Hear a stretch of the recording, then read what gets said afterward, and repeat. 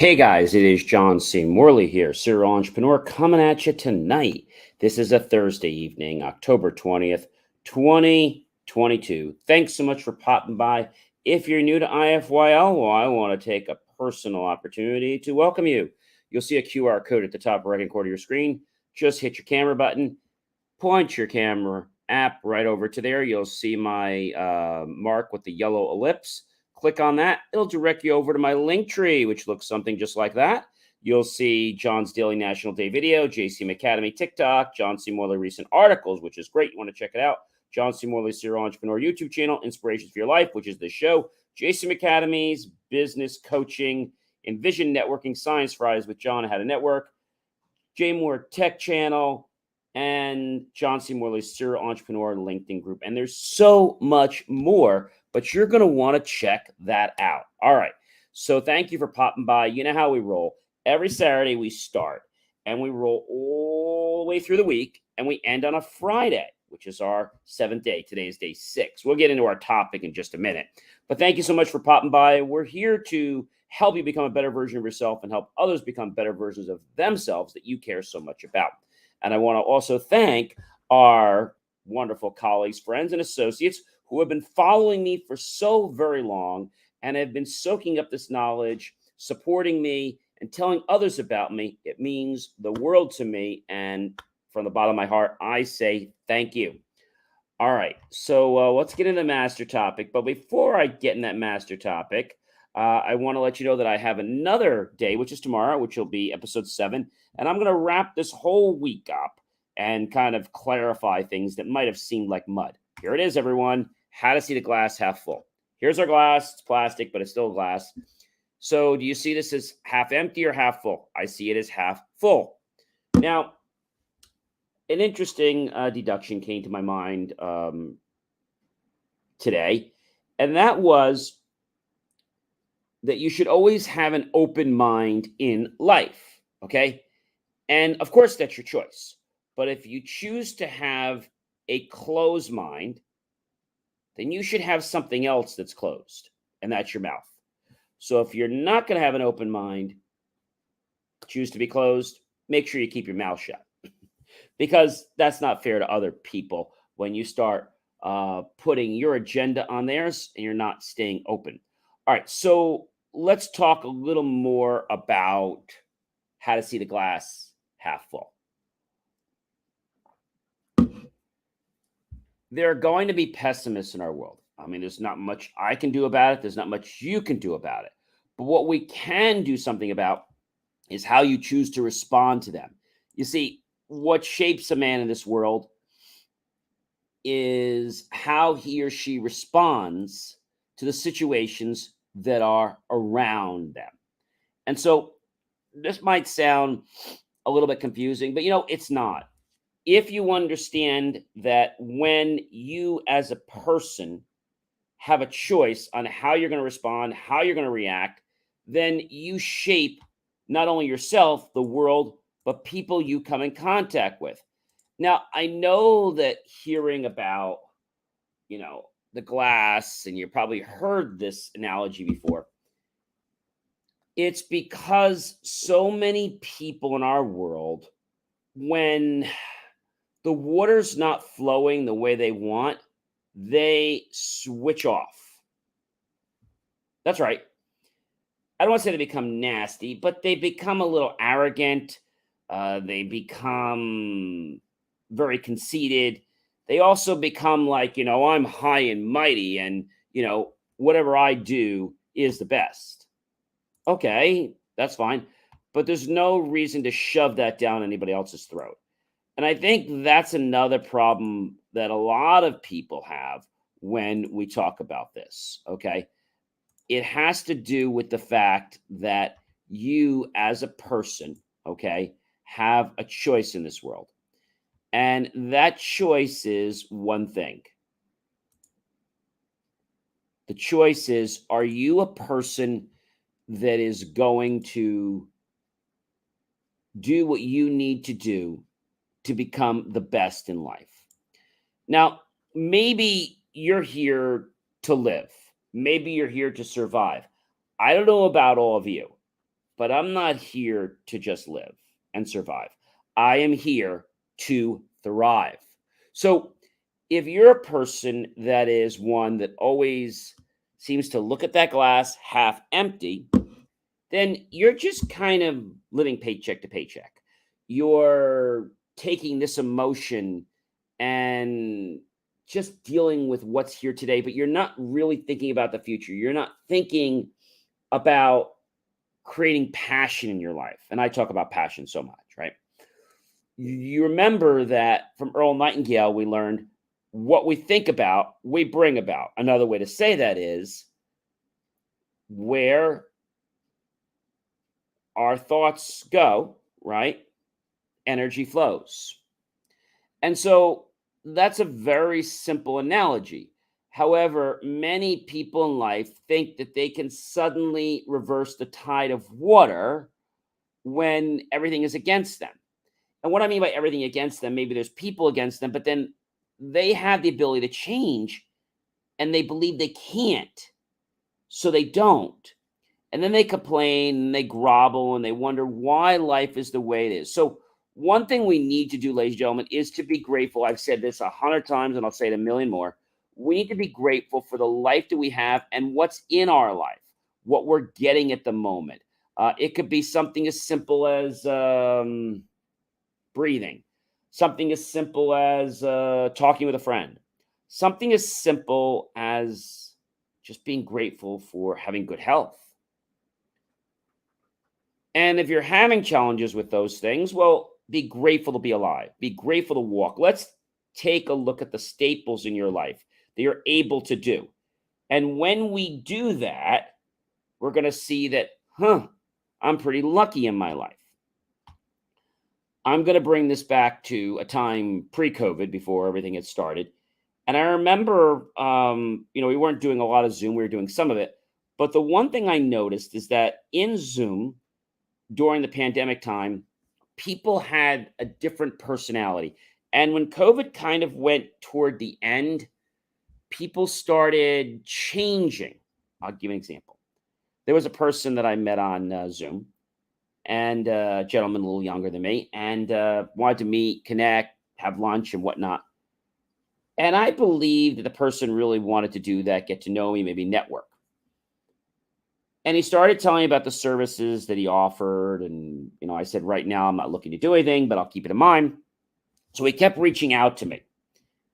And I believed, again, this is like 2 years ago, that he actually wanted to get to know me, wanted to network, wanted to help me, wanted to become friends with me. And he'd keep calling me, he'd message me and all kinds of stuff and just kind of checking how I'm doing. And I said, well, this is really nice. And then I wanted to be honest and upfront because I wanted to know, was this person hanging on to me because of something he expected to get and was going to get, or was he just being sincere? So let's call him Paul. That's not his name. And I said, hey, Paul, I want to be honest with you. You're a great guy and all. Um, I don't have any intention of doing anything in this market right now with your services for a couple of years. But let's connect, let's talk, and let's see what we can do in the meantime. And when I said that, it was like I didn't exist anymore to him. And that told me that he was a superficial person. I figured maybe we can grab a bite, get something to eat and whatnot. And he was actually close to where I live. And I thought that'd be great. Well, it turned out he had a sister that was right around the corner from where I live. And he knew where I was. He never reached out to me, never said anything. So these are people that are superficial. These are people that have one track mind. And the mind is, I want what I want. I don't care what you want. Now that sounds, again, like a tough pill to swallow. But if you know what it is that you are getting right now, and if you're not getting anything, don't lose sleep over it. But don't also give of yourself till there's no more to give. I've said this to many people.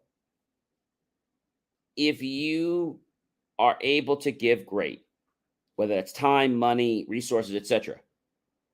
But don't give to the point where you're not going to be able to help yourself. So don't give to the point when you can't help yourself. And I think that's the, I guess, enigma that happens with people that get lost in philanthropy. They think that, oh, I'm going to keep giving and eventually I'm going to get $1 million. Doesn't work like that. You have to give a little bit. Don't give to the point where, you can not live.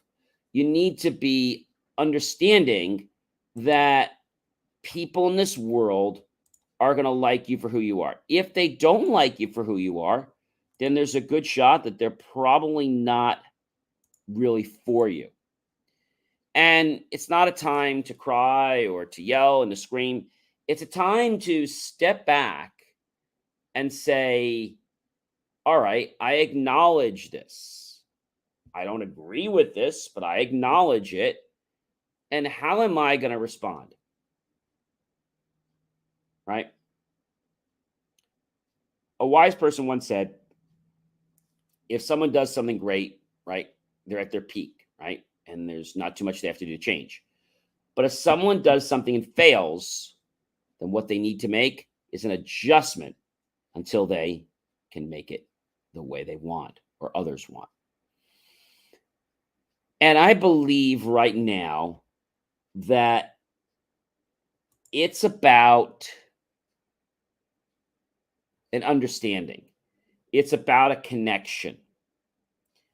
And you might be saying to me, John, well, what do you mean by that? Well, I mean, are you dealing with somebody who's superficial? That means they're just on the outside. They don't really have an insight. They don't care about you. They care about what goes in their wallet. They care about who's going to bring them up in the world, but they're not ready to even come close to holding your hand on the sideline if you, okay, don't show them that you're worth it. Now, that sounds really, really horrible, but it's the truth, ladies and gentlemen. And if you can swallow that and also look at this glass, which again is half full, then you're already there. Now, people around you might say you're not. People might say that they have no interest in what you're doing, and that's all fine. But I've said this a million times. No one will even lift a finger or even try to take a step toward a plane that's safely on the ground or a train that's stopped in a station. But they will almost kill themselves and more to get on that plane that's a million miles taking off the runway or that train that's just going so fast, right? Because nobody wants to be at the beginning. Why? People are lazy. People don't want to put the time in. And so when you get people like this, it's not time to say, hey, this is what's going on. It's time to just step back and say, okay, that's how they're responding. And you can't make them respond in a different way. And if you try, you're going to frustrate yourself, or you're going to infuriate others. If they're acting a certain way, let them act that way. But you as a person have a choice to respond. Now, don't respond being nasty. Just respond by moving away. We've all had friends and we ask them to do something and they say these quote unquote words, I'm busy. No, you're not. You just have a higher priority of things that are more important than what I want. There's a lot of people that I talk to, and some of them, they're not available when you need help. So I come right to them. I say, look, I'm not going to use the typical lame excuse that everyone here does and says, I'm busy. The truth is, I'm not busy, but I am working on things that are a higher priority than the things here. And that might hurt some people. But if you do that at the get-go, and people are getting in your way, you can't afford to have people standing in your runway.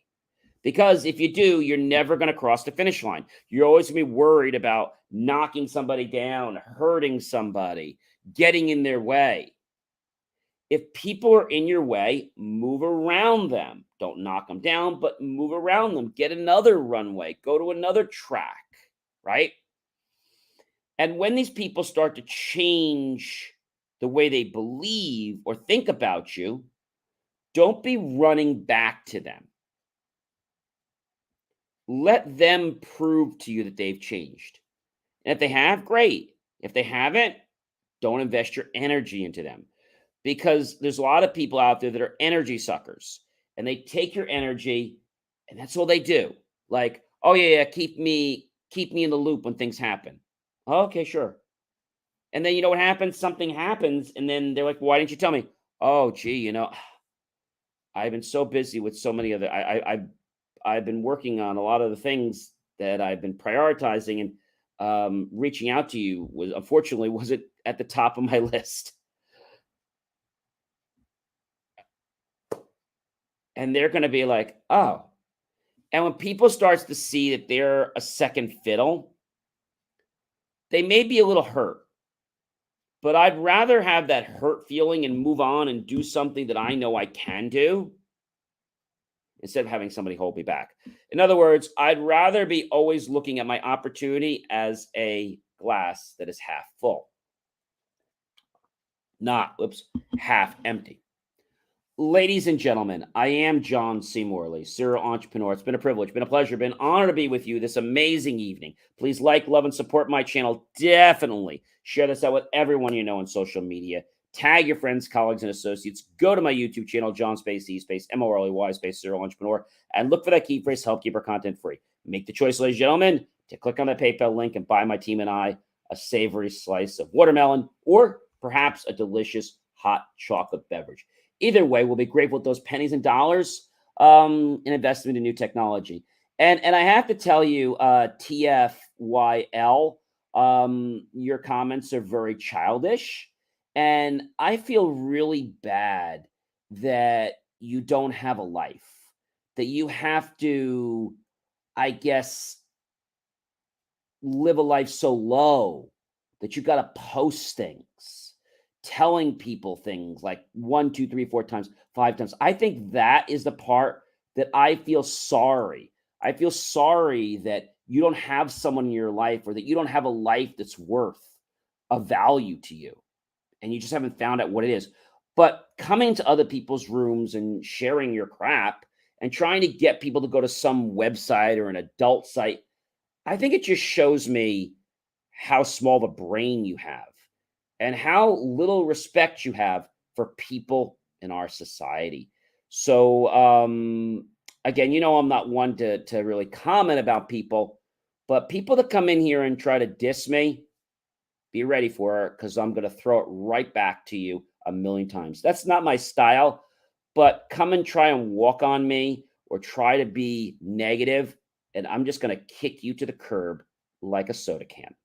All right, ladies and gentlemen, I hope you had a great night. Sorry for that little intrusion by our little pain in the neck friend, who unfortunately thinks it's funny to advertise about his site that is supposedly so great, when all it is a site that really is about nothing.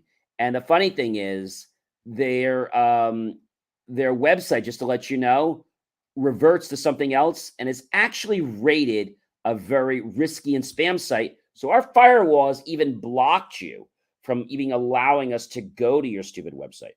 Have a great night, everyone.